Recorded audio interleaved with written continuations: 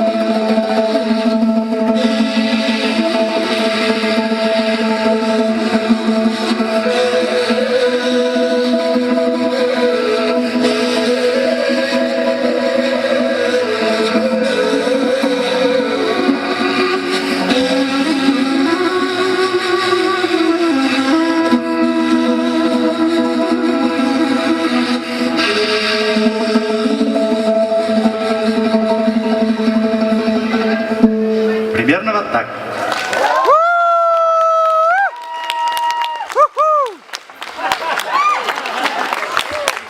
Хорошо. Башкирская народная мелодия Казан алган марш. Марш взятия Казани. Подарил? Марш взятия Казани. И в середине мелодии нам нужно будет вот здесь площадка, чтобы наш танцовщик мог здесь оттанцевать. Можно вот эту линию на 4 метра хотя бы назад отойти от этого.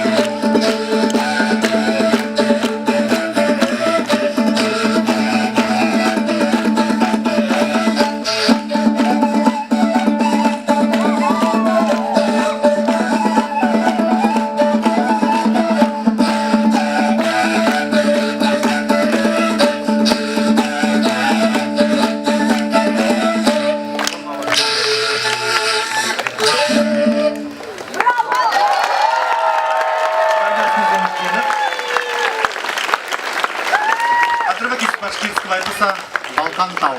Балкантау — это гора в Башкортостане рядом с озером Аслыгуль.